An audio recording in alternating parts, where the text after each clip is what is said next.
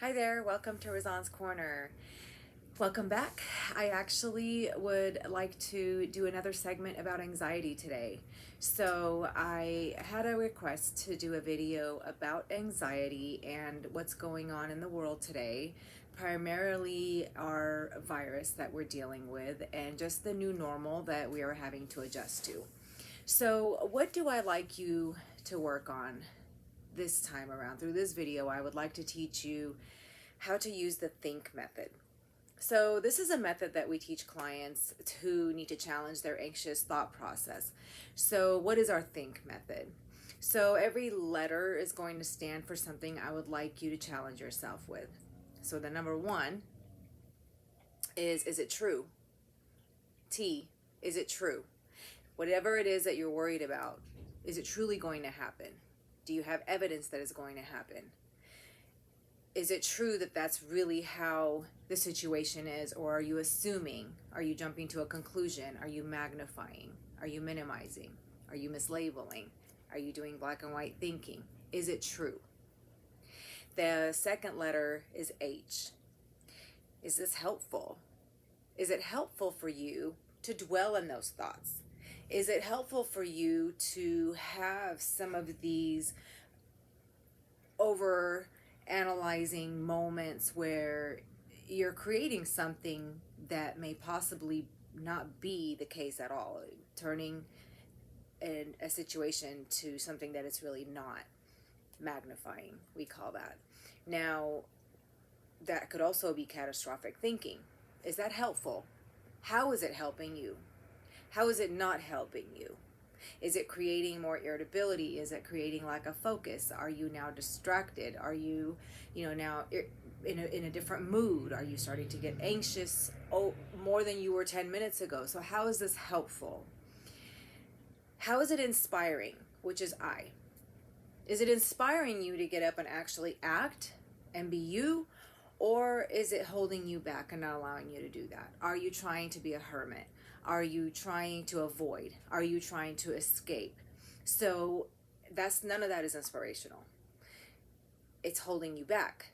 I would like you to find inspiration in whatever you're thinking. And if there isn't any, then maybe you need to challenge how destructive your thinking might be, or defeating even. Is it necessary?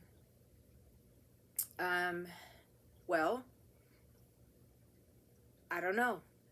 Why are you getting caught up in those thoughts? Is it necessary for you to sometimes think about certain things a little bit longer than other things? Yes. Is it necessary for you to analyze certain situations? Yes. Is it necessary for you to possibly look at worst case scenarios just to be safe? Yes. But is it necessary for you to fixate? Is it necessary for you to get worked up? What is the size of your problem? That's another skill that I want to teach you today. Is this necessary? Is the size of my problem a small and my reaction is an extra large? If that's the case, maybe I need to learn how to regulate myself differently. Small problem needs a small reaction. So is it necessary for me to overthink? Is it necessary for me to overreact? What am I hoping to gain out of that? What will change if I had this behavior and this thought? And now, am I being kind to myself?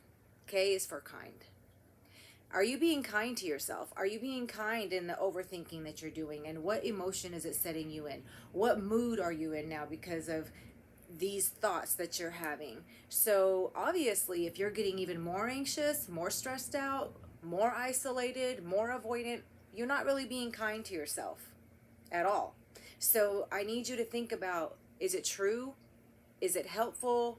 Is it inspiring? Is it necessary? And are you being kind?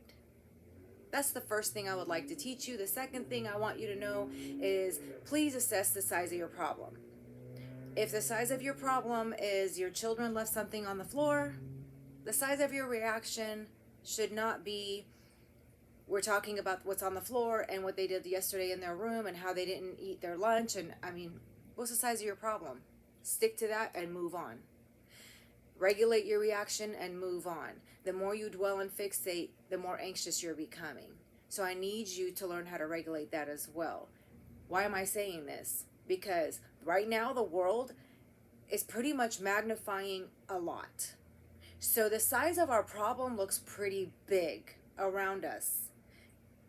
That doesn't mean your reactions to everything has to be that size. I need you to regulate what works for you to tame your anxiety. Now, how do I get you in control? Anxiety is all about not having control. How do I get you in control? Here's what I want you to work on. Let's try this. Some may work, some may not. See what works for you. I would like you to make a weekly goal list. Weekly goal list. Not monthly, not yearly, weekly. And we're even going to break it down more. Why am I saying weekly?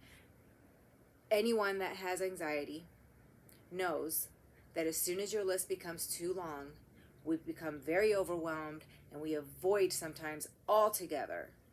Or we pick and choose what's on our list that's easy to do, and then a lot of the stuff on the list doesn't get done. So what I would like you to do is make a weekly goal list and try not to avoid anything on that list. What does that look like? I don't want you to give yourself more than one task a day. Maybe one every other day if you're extremely overwhelmed right now. Okay, now I want you to identify the top 3 if you have more than 3. The top 3. Now I want you to focus on those top 3. So the night before, every single day that you're going to do this, the night before, I want you to actually write out how you're going to follow through with that. So for example, if one of my daily tasks is to actually go to the grocery store. Okay, so I'm writing that that's what I need to do by 12 p.m. tomorrow. I'm also writing what I need to get from the grocery store so I am not scattered when I'm at the store. I'm also really not being scattered in my meal prepping either. Have your agenda on the paper so you know exactly what you need, and that way it's very structured when you're at the store. That's exactly how you carry that out.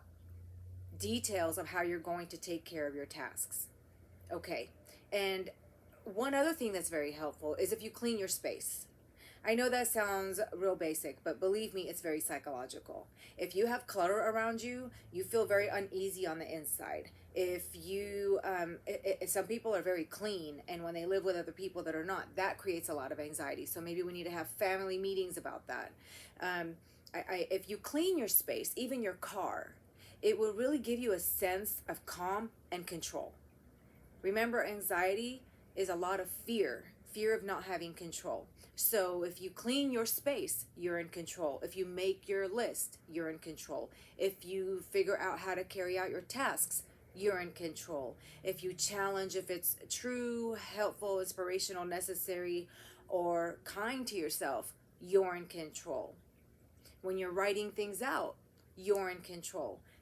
And why am I saying all this to you? Because this is how I encourage all my clients to decrease anxiety. Is it ever going to go away?